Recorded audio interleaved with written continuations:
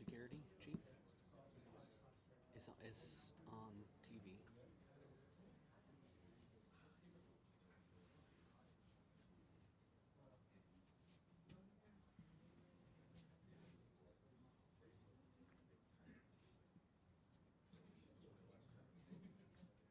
Did you get to check out?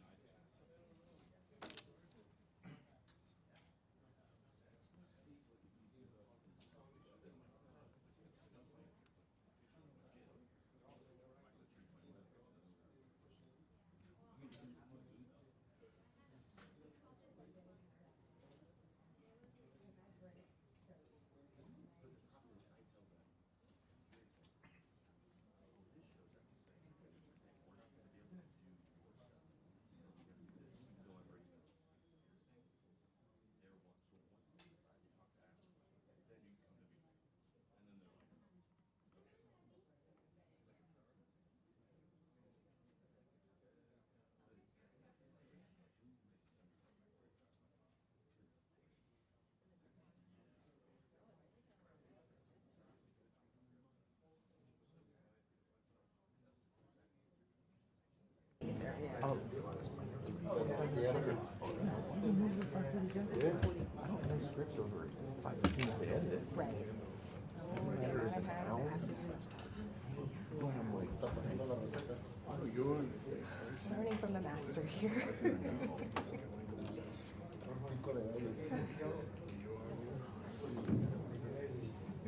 Estamos hablando de comida y yo con hambre.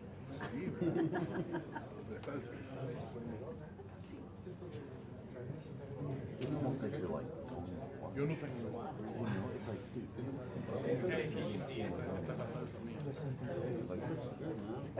They just don't care. Like the shows. your shows are, I get it. Oh, yeah. Every kid is special. Yeah. And they feel that way, and that's fine, but it's also like, I mean, yeah, if I do this, this is going to affect you. So, well, I don't care how I know you don't care, it'll affect you. yeah, So, have that boss over there, call this boss, and discuss it. And I've had them do it, and I remember somebody, they were just like, they were like, all right, cool. Let them wrestle it out. Yeah, let them fight. I don't know when that battle. Right. But you know that you'll be protected. Well, no, I'm not protected, but it's one of those things. What are you gonna do? If I miss my like, hey, I did the stream stuff. Yeah. You didn't stream it, like, oh, well, they'll say, oh, that's what why'd you tell them? Right. I did. Yeah. So I'm gonna tell you now so you can play. I'm That's telling you. true. Tell them now so they can make a plan after. Yeah. Yeah. Figure it out. Do it. Or just have them pull sound bites from this thing for the previous. You know? I gotta make a script. Yeah. I told them. Nobody writes it. I write it. Yeah.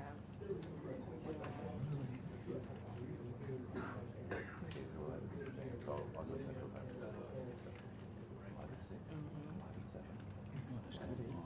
11 9, 10. Didn't do it 11 when I actually get to grab something at Foxy's and use the restroom. Yeah. Wrote the script, and they're like, press conference. I'm like, okay, let's guess what we're going to say based on this, because I had like some new recording we did make a call. I said, other people out. Put the soundbite in. Our guy got, I think everybody got. Nosotros somos muchos investors. So it's like, you know, we already sent it for that. Well, now we get to send this. It's like, we can do it. The biggest legal thing. And I'm like, with all this evidence, it's been so much graphics. I'm just like, you gotta get this done. Yeah. But I want them to say that because, you know, we're inaudible. Yeah. Yeah. So I have to look at it. Where does it go?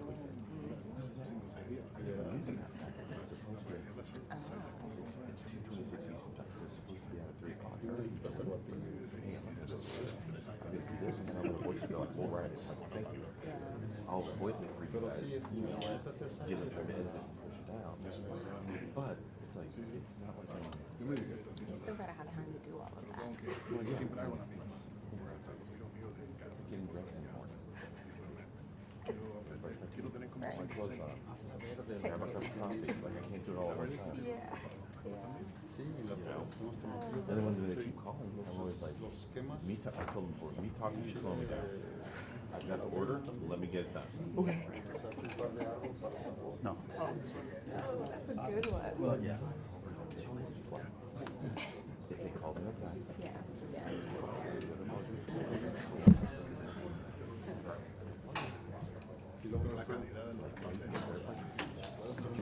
You'll get called for 6 hours, and then someplace that drives 2 hours. And still be up. Yep. And go on. And then go on. And then, you know, other people are like, oh, they work more than 3 hours. I'm like, hold up, that's amazing. How do you do that? But you can't do that. So, Right. Yeah. Oh, everything's yeah. so far apart. Right. So, it's like, I say this all the time. I say no. People get it. Well, some people do. But listen, it works. Right. Yeah. I'm sitting here like, I've got a massage, guys. Right. Yeah. Yeah. Right. And I feel like I'm finally in a place where I can start like advocating for myself a little more. So I'm like, yeah. Yeah. But like, you know, they also, like, I told them about this.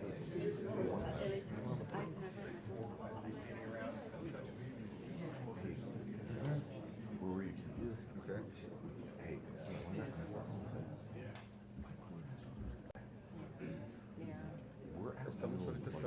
have school or something, Yeah. or something, or like, we can't do that. They literally have to, can you let us go? And, oh, They know anything about that. Yeah. and it's like, That's like, always they the hard really one, gotta go. especially in disaster zones when I'm like, where do we go back from this? Like, yeah. Oh, yeah. Oh, yeah. But like, Yeah. you know, Yeah. Yeah. And I really try to get in my mind, if it's that important, they should send two people. Like, I'm only one there's person. only one person. And listen, Dale, yo te aviso. I've had a All right, thank you.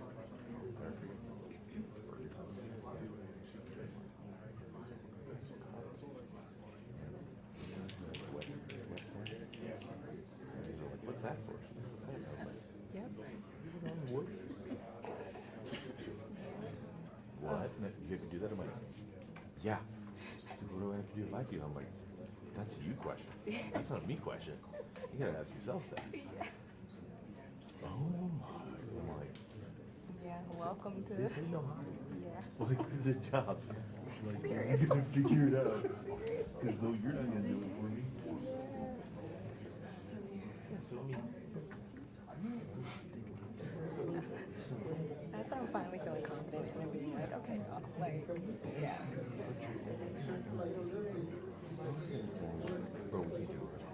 Right. Right.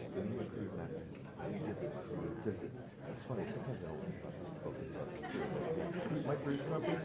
And I feel like that's where we luck out because the crews are unionized and they don't get that lunch break. And so it's like, hey, we got to get the crew They're out. also union too, but they'll take the work. But still, like, stuff, I'm like, Yeah. Yeah. I don't know what to tell you. Like, Yeah. my guys gotta go. We got to go.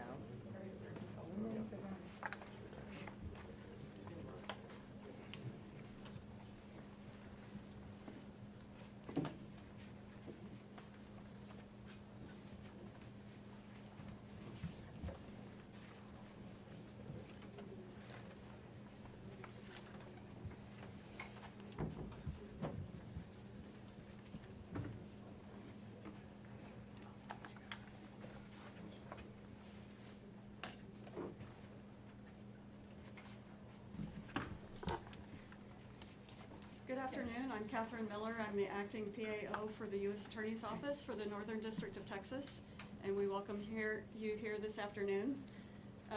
At the podium today is Nancy Larson, the acting U.S. Attorney for the Northern District of Texas, and she's joined by Joseph Rothrock, the Special Agent in charge of the FBI, Dallas. With him is Marcos Charles, the Acting Executive Associate Director of ISIS Enforcement and Removal Operations. We also have Josh Johnson, the Acting Field Office Director, ERO Operations, Dallas Field Office. Travis Pickard, Special Agent in charge of HSI, Dallas. And Benny Mims, Special Agent in charge of ATF, Dallas.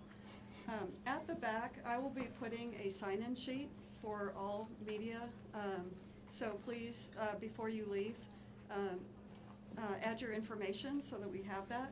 And following the remarks, we will have a brief period for questions and answers. Please remember to identify yourself and your media affiliation when you ask a question. And with that, I'll turn it over to Acting U.S. Attorney Nancy Larson. Good afternoon, everyone. Thank you for being here today.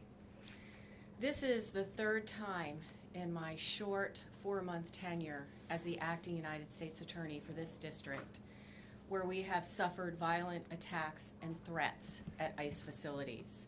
First, you'll recall July 4th, 2024, the violent attack on the Prairieland facility in Alvarado, Texas. The second occurred on August 25th, 2024, when Bratton Dean Wilkinson, who stands charged by federal complaint, pretended to have a bomb. He showed up at the ICE facility with a backpack and something that looked like a detonator on his wrist and threatened the facility.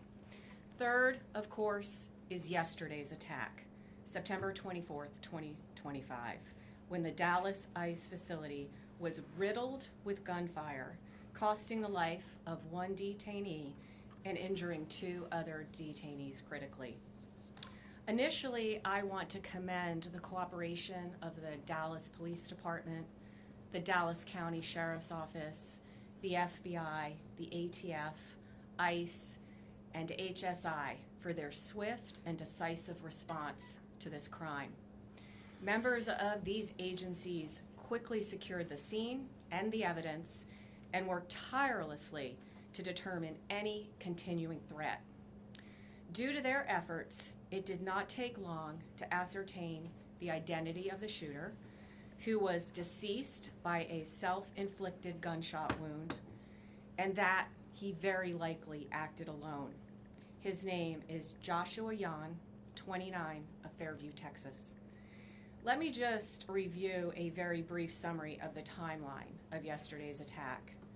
We believe at some point around 3 o'clock in the morning that the suspect was seen driving on footage with a large ladder on his car. And we believe that that is what he used to position himself on top of the building. The shooting itself started at approximately 6:30 a.m. After the shooting started, Dallas Police Department arrived en masse, secured the scene. Law enforcement officers found the sniper dead. They found bullets on the rooftop, one of which was labeled with the words anti-ICE. That morning, gunshots sprayed the length of the building, the windows, and law enforcement vans that were in the Sallyport area. Detainees were struck by these bullets. One was killed, 2 were wounded, and both of them are undergoing treatment. Shortly thereafter, the FBI began its meticulous work at the crime scene. At the same time, we obtained and executed multiple search warrants yesterday for devices and locations associated with the sniper. FBI agents executed a search warrant at the sniper's residence yesterday, and there found a collection of notes. First, I want to point out that one of these notes or papers, the sniper explicitly states, "Yes, it was just me." That statement appears to be correct at this point in the investigation. Notably, these loose notes included a game plan of the attack and target areas at the facility. He called the ICE employees people showing up to collect a dirty paycheck. He wrote that he intended to maximize lethality against ICE personnel and to maximize property damage at the facility. He hoped to minimize any collateral damage or injury to the detainees and any other innocent people. It seems that he did not intend to kill the detainees or harm them. It's clear from these notes that he was targeting ICE agents and ICE personnel. The tragic irony for his evil plot here is that it was a detainee who was killed and 2 other detainees that were injured when he fired into the Sallyport. He also hoped his actions would give ICE agents real terror of being gunned down, and he did this to induce constant stress in their lives. He hoped his actions would terrorize ICE employees and interfere with their work, which he called human trafficking. And this, what he did, is the very definition of terrorism. Again, his notes reveal, yes, it was just me and my brain. And he said, good luck with the digital footprint. And of course, we take this to mean that he deleted evidence from his devices. His words were definitively anti-ICE. That said, we did not find evidence of membership in any specific group or entity, nor did he mention any specific government agency other than ICE. Among his papers, though, was a handwritten note in which, in crude words, he expressed his hatred for the federal government. Finally, I want to address the heroism of our federal agents yesterday. While under fire, ICE agents and ATF agents who were also present in the facility's Sallyport area worked together to remove detainees from the vans and get them to safety while the bullets were flying. These agents were heroic, clearly willing to lay down their lives to save the lives of the detainees in their custody. And that's an extremely important point to make at this point in time. I want to express my deepest appreciation for the bravery of these law enforcement officers yesterday and every single day that they go out there to keep us safe. I'll now turn it over to FBI Special Agent in charge of the Dallas Field Office, Joe Rothrock. Thank you.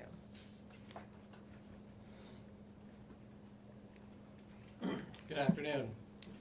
First, I'd like to start by thanking our acting United States Attorney, Nancy Larson, and her office for their support during this investigation. My name is Joe Rothrock, and I'm the Special Agent in charge of the FBI's Dallas Field Office.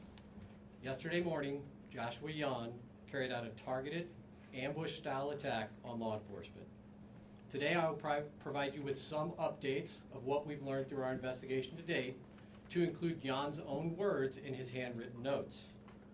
Yan specifically intended to kill ICE agents. He fired at transport vehicles carrying ICE personnel, federal agents, and detainees. He also fired multiple shots into the windows of the office building where numerous ICE employees do their jobs every day. We now know that Yan engaged in significant high degree of pre-attack planning. He searched for information about the office building and how to track ICE agents' locations. Yan also acknowledged the potential for other casualties. He knew with a high likelihood ICE detainees would be transported that morning in the exact location where he was facing from his perch on a nearby rooftop. Yan's attack did in fact result in the tragic death of one detainee and the injury to 2 other detainees. We have been able to confirm that Yan legally obtained an 8mm bolt-action rifle he used in the shooting in August of this year. Based on our investigation to date, we believe Yan acted alone, but I'll stress our investigation continues. This attack yet again underscores the dangers that law enforcement face daily. We continue to see an increased threats against law enforcement. This is the second attack in recent months on ICE facilities here in North Texas. I do want to take this opportunity to thank our law enforcement partners, some of whom are here with us today. When Yan began firing, agents from both ICE and the ATF put themselves in the line of fire to move individuals off the transportation vehicles in an attempt to protect and rescue those that were injured. I want to thank them for their bravery. The Dallas Police Department and the Dallas County Sheriff's Office also quickly responded to the scene without any hesitation and ran towards danger. Ultimately, they located the shooter, who was deceased by an apparent self-inflicted gunshot wound. I want to thank them for their prompt response and dedication to protecting and serving their communities. I also want to thank our partners that have assisted in this investigation. The Fairview Police Department, as well as our partners in Oklahoma, to include Bryant County Sheriff's Department, Durant Police Department, and Choctaw Nation Light Horse Police, as well as our personnel from San Antonio and Oklahoma City within the FBI that assisted. The FBI has dedicated its entire breadth of resources to ensure this investigation is completed thoroughly. The FBI stands with our law enforcement partners, and today we express that the attacks against law enforcement officers will not be tolerated. While we believe Yan acted alone, we are still asking that anyone with information about Yan or his activities report that to the FBI at 1-800-CALL-FBI or at www.fbi.gov/Dallas ERO shooting. And with that, I will turn it over to Director Charles. Good afternoon. My name is Marcos Charles. I am the ICE Executive Associate Director for Enforcement and Removal Operations. The attack on ICE's Dallas field office yesterday was tragic. And while our hearts and prayers are with the family of the detainees who were shot, the evidence is clear that this was intended as an assault on ICE personnel who come to work every day to do their job. Violent rhetoric has led to over 1,000% increase in assaults on ICE officers, and it has to stop. In contrast to those who would demonize our men and women, yesterday our brave officers ran back into danger, along with ATF, our partners, to save the detainees while shots were still being fired. Those ICE officers just showed the world who they really are. Law enforcement officers who want the best for our country. That's ICE. Integrity, courage, excellence. They were willing to put their lives on the line to pull detainees out of the transport van to get them to safety. They are heroes, and I hope the media has the integrity to shine a light on this story. Enough is enough with the harmful lies and violent rhetoric. It has to stop.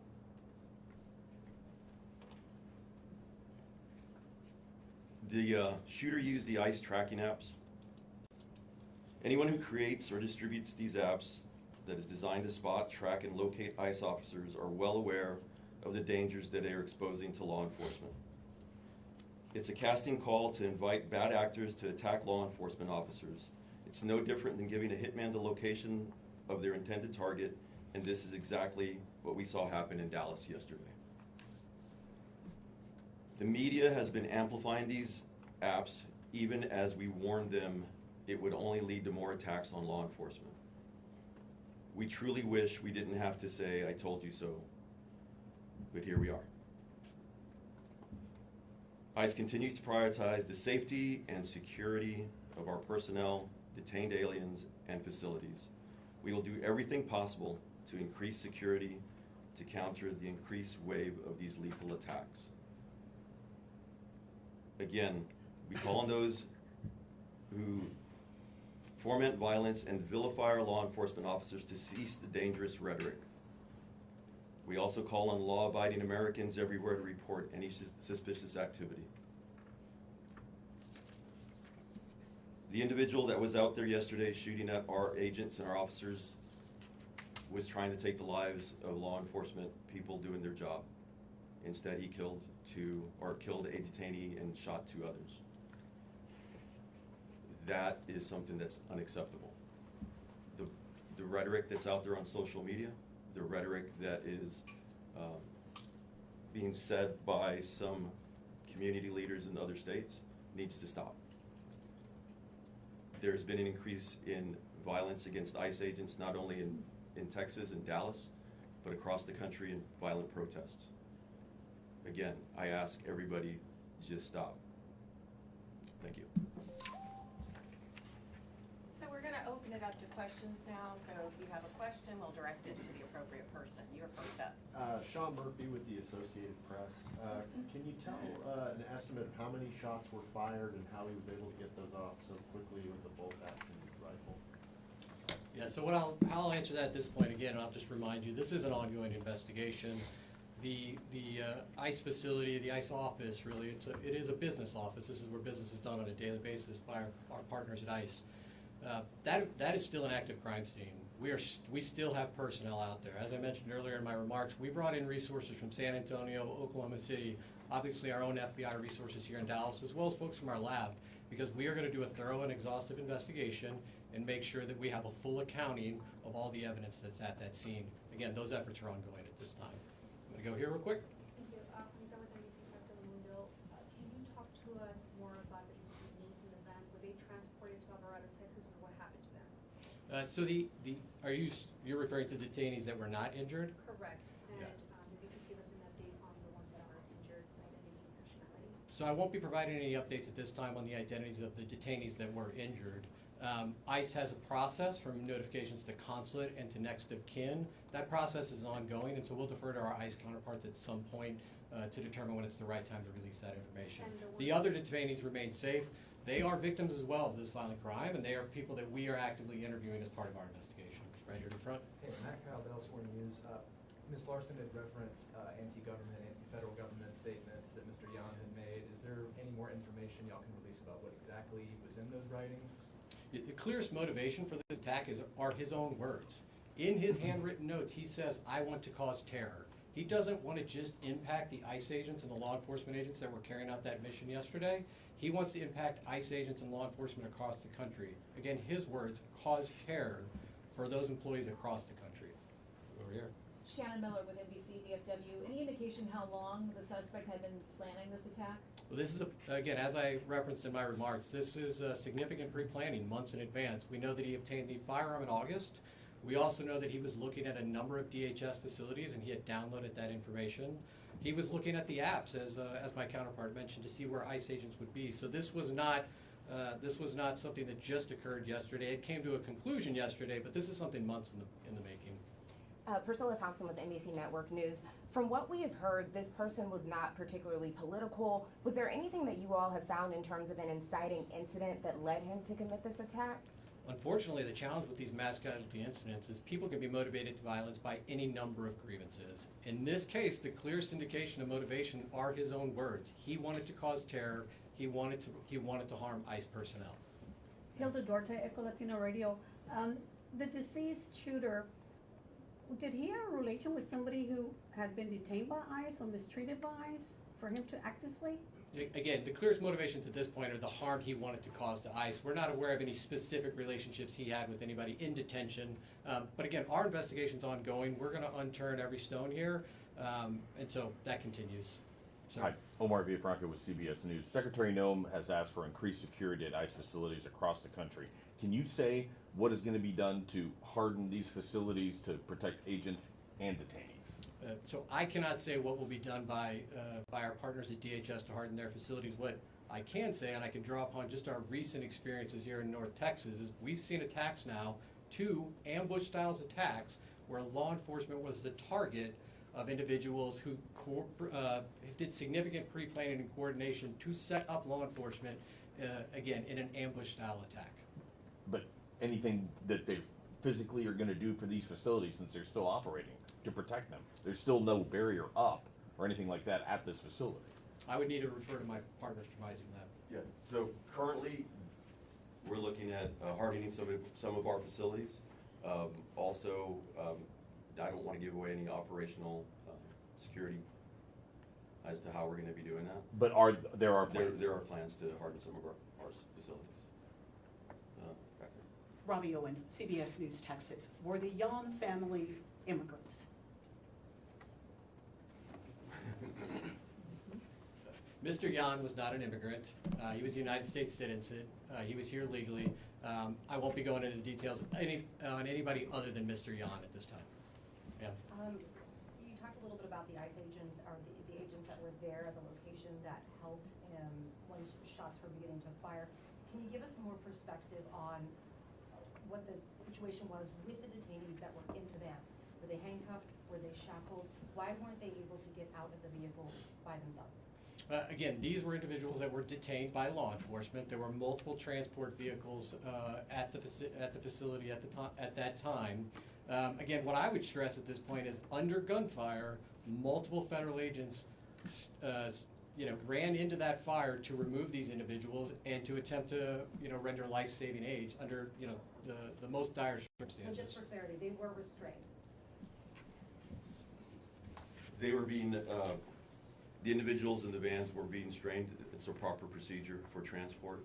The individuals that are brave men and women that went out there to go help and rescue were the ones that were injured and could not leave the van on their own. And we know that that's common, because we've seen, obviously, transports before, so we just wanted clarity to understand why they weren't able to leave on their own. The other individuals that were in the van were able to leave on their own. It was the ones that were injured were unable to exit the vehicle. Sir?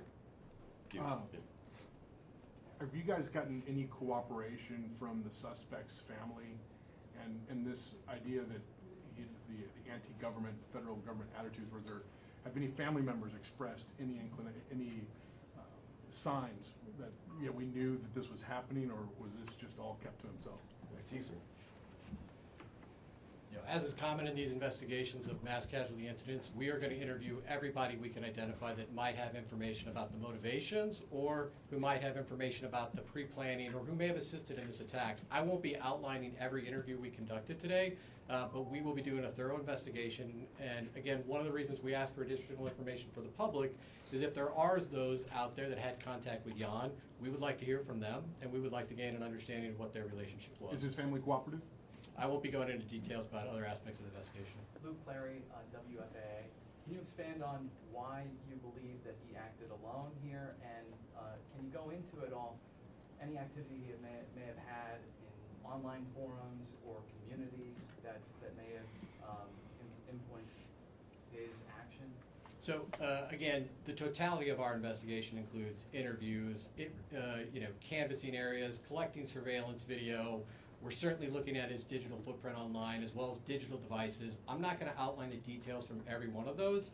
Again, his own words called out that he committed this act alone, and all the evidence we have to date would indicate that that's accurate. Alex with Fox 4 News. You mentioned that the ICE facility, I believe, is still an active crime scene. Can you talk about what will happen in the coming days with that facility? Are there detainees being held there? Have they all been taken away? Is it operational as an office? It is going to remain an active crime scene for some time. Again, we will be there as long as it takes to make sure that we've captured every piece of physical evidence. Emma Ruby with the Dallas Observer. You mentioned the one bullet that was found with kind of ideological writing on it. Have any of the bullets found around the scene had any writing on it, or is it just the one? Again, active crime scene, we're still collecting physical evidence. Jim Schultz with ABC News. Around the crime scene, when his car was actually being towed, there was some writings on that vehicle. Can you give us a sense about what those were and how they play into your investigation? So the vehicle was searched as part of our investigation. I don't have additional details to share with you now about any writings, but certainly if we have updates, we'll provide those in the future. Ma'am. Ashley Killer with CNN. Y'all mentioned that he used a ladder to position himself. Did he use the ladder to get on top of the roof, or is that where he? Yeah, is that where his body was found? He was found on top of a neighboring roof. We believe he used the ladder to access that roof. Sir. Yeah, Dean with Fox News Channel. Was suicide part of his plan all along, or was he cornered by law enforcement? His handwritten notes indicate that he did not expect to survive this event. Sir. Kevin Reese, WFAA. A personal question, if you would dare. Can you explain to people in this climate what it's like to be an ICE agent right now? As I had said, the ICE officers that are out there right now, if you've seen them in multiple times on the news. They're out there doing their job with courage and honor. Yes, there is a heightened sense of security for everybody, not only at work, but for their families, for their loved ones, mainly because of the doxing that's going on and the violent rhetoric that people have been perpetrating. Mr. Charles, while you're up there, can I just follow up to that question and ask, of the agents that did respond on that day, or yesterday morning, can you tell us what they were wearing at the time? Because I know sometimes ICE agents do and don't have bulletproof gear on. Can you give us an idea of how they responded, what they had on them at the time? So they're wearing their normal gear, and it was not only ICE agents, it was ATF agents also that went out there and heroically came out and under fire went to rescue those individuals. Have you spoken to them? I have spoken to one of them so far. I haven't spoken to them. They're doing okay. All right, we have time for one more question. About the immigration status for those individuals who were injured. What's their immigration status is it going to change? Maybe perhaps even those who were in the van, ACU. The individuals that were in the van will be going through due process, and they'll go through the whole immigration proceeding. So I'm not going to go into what their status is currently. And those who were injured? Same thing. All right, folks, we have time for one more question. Can you at least tell us where the papers were found, Fairview or Oklahoma? That one's for you. So again, I'm not going to detail every aspect of the case. We did search his residence, and that is where we found the handwritten notes. And that's all the time we have for questions today. When we have more updates, we'll come back. Thank you. Thank you.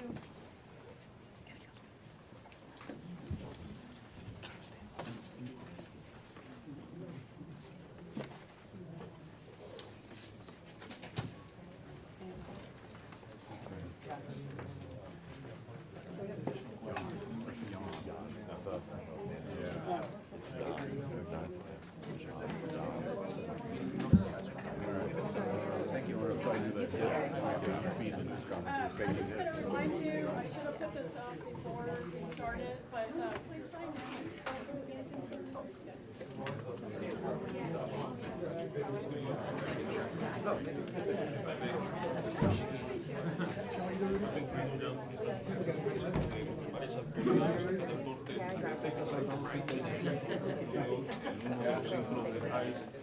El día de ayer que dimos amplia cobertura. Hay varios puntos importantes que han dado las autoridades sobre este tema. Primero, las autoridades del FBI hablan sobre un alto grado de planificación para este tiroteo.